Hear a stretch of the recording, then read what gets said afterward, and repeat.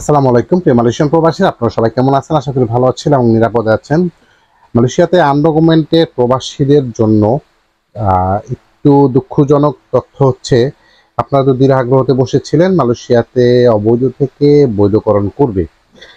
আমরা যখনই বেশি আশা করি কিন্তু তার হিতের বিপরীতটা দেখি।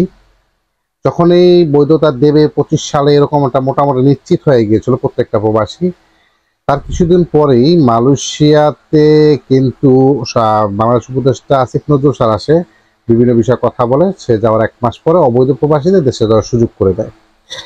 এখন বিষয়টা হচ্ছে, এই অবৈধ থেকে অবৈধ প্রবাসীদের দেশে যাওয়ার সুযোগ দিচ্ছে, এর মধ্যে বৈধতা দেওয়ার সম্ভাবনাটা কিন্তু খুবই কম, যেটা আমরা বেসিক্যালি এর আগে শিডিউল অনুযায়ী, এর আগের রোলস অনুযায়ী আমরা যেটা দেখি যে অবৈধ লোক দেশে যাওয়ার সুযোগ আছে, ওই মুহূর্তে বৈধতা মালয়েশিয়াতে দিচ্ছে বলতে আমার জানা নেই। এখন 2025 সালে টোটাল একটা হিসাব আসছে, বিভিন্ন সোশ্যাল প্ল্যাটফর্মে, বিভিন্ন মিডিয়াতে একটা বিষয় ঘুরপাক খাচ্ছে। তারপরও যেটা জামাত টেলিভিশনে এসেছে, 2025 সালে মালয়েশিয়া অভিবাসন বিভাগের অন্তঃসংস্থা সহযোগিতার মাধ্যমে ব্যাপকভাবে যেই পরিমাণে অপারেচি দিয়েছে, সেই অপারেচিতে এই 2025 সালে 46,590 জনকে আটক করেছে। অবৈধ প্রবাসীদেরকে অলরেডি আটক করে ফেলেছে 46,590 জনকে। 25 সালে কেবল 6 মাস অতিক্রম হয়েছে। এই পরিসংখ্যানের মধ্যে দেশে অবৈধ প্রবাসীদের উপস্থিতির সংখ্যা দাঁড়িয়েছে মাদানি, আচ্ছা যাই হোক, 1005 জন নিয়োগকর্তাকে আটক করেছে। দেখেন, 46,590 জনকে অ্যারেস্ট করেছে, অবৈধ প্রবাসীদেরকে অপরিচিত আটক করেছে, এবং 1005 জন, 1005 জন নিয়োগকর্তাকে অ্যারেস্ট করেছে। আচ্ছা, নিয়োগকর্তাকে কেন অ্যারেস্ট করেছে? অবৈধ প্রবাসীদের যারা কাজে রাখবে ওই সকল কোম্পানির নিয়োগকর্তাকে অ্যারেস্ট করেছে, এবং বিভিন্ন জটিলতা রয়েছে। তাহলে মুখ্য বিষয় হচ্ছে, যেহেতু তারা 25 সালে কতজন লোক অ্যারেস্ট হয়েছে অবৈধ প্রবাসীদের, আপনারা হয়তো এটাও দেখতেছেন, স্ক্রিন শুরুতে দিয়েছিলাম, জহুর বারু একটা স্থান থেকে কিন্তু প্রচুর পরিমাণে অবৈধ প্রবাসীদেরকে আটক করেছে।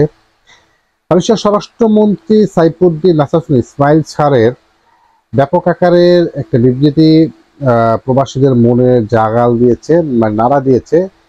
মালয়েশিয়াতে অবৈধ প্রবাসীদের, মানে অবৈধ অধিবাসন যারা আছে এই মুহূর্তে বসবাস করতেছে, তাদেরকে একটা স্পেশাল ব্রাঞ্চের মাধ্যমে বা স্পেশাল একটি অপারেশনের মাধ্যমে ওই সকল প্রবাসীদেরকে আটক করা হবে।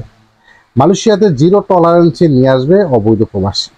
তাহলে যারা মালয়েশিয়াতে এই মুহূর্তে অবৈধভাবে বসবাস করতেছেন, বৈধতার আশা করে কাউকে টাকা পয়সা তো দিবেনই না, যে যেখানে আছেন না কেন কঠিন সতর্ক থাকতে হবে ভাই।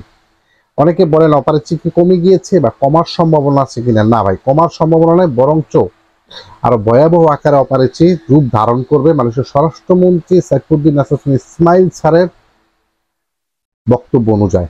তো যারা মালয়েশিয়াতে অবৈধভাবে আছেন, আমি সকল প্রবাসীদেরকে বলবো, যারা দেশে যেতে চাচ্ছেন এখনই চলে যান, আর যারা থাকবেন বা থাকার ইচ্ছা আছে তারা একটু সেভে থাকেন। আর বিশেষ করে সিটি থেকে, ফেডারেল মালয়েশিয়া, কুয়ালালামপুর, সালাঙ্গর, এই সকল সিটি থেকে বাইরে কাজ করার চেষ্টা করে, মানে একটা গ্রাম সাইডের দিকে, সেটা স্যালারি একটু কম হোক, কোন এক সময় বৈধতা দিলে আবার চলে আসতে পারবেন ফেডারেল মালয়েশিয়াতে।